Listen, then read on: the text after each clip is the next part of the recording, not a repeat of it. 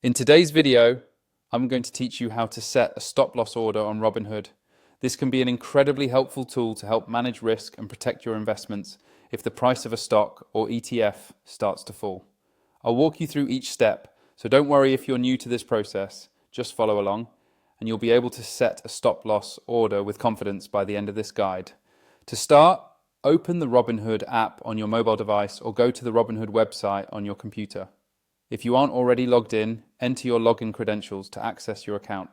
This first step is essential, as you need to be inside your account to buy, sell, or manage your investments. Once you're logged in, take a moment to search for and select the stock or ETF you want to place a stop loss order for. You can use the search bar at the top of the screen if you know the name or ticker symbol of the security. When you see the stock or ETF you're interested in, tap on it to open its information page. Here, you'll see key statistics, charts, and other important details that give you a snapshot of the investment's recent performance. Next, locate the Pro Trade button, which should be prominently displayed on the security's main page. Tap on it, then select Sell from the trading options that appear. You'll see several different types of orders you can place, but for our purposes, select the stop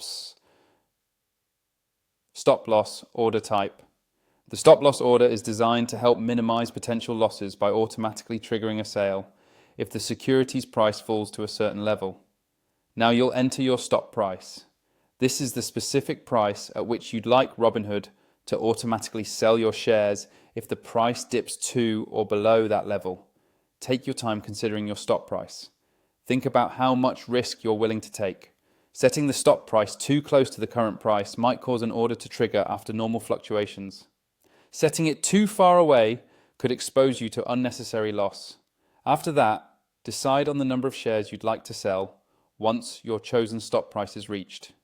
You can enter a partial amount or all the shares you own of that particular stock or ETF, depending on your strategy. Once you've entered all the necessary information, double check everything to make sure it's accurate. Look over the stop price, number of shares, and all of the details.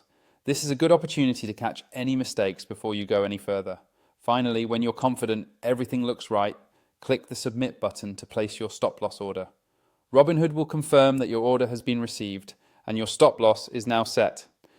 With this in place, if the stock or ETF's price falls below your stop price, Robinhood will automatically sell the number of shares you specified, helping you manage potential losses. That's all there is to it. Setting a stop loss order is a smart way to manage risk, especially in a fast-moving market. Thanks for watching, and I hope this guide helps you take control of your investment strategy on Robinhood.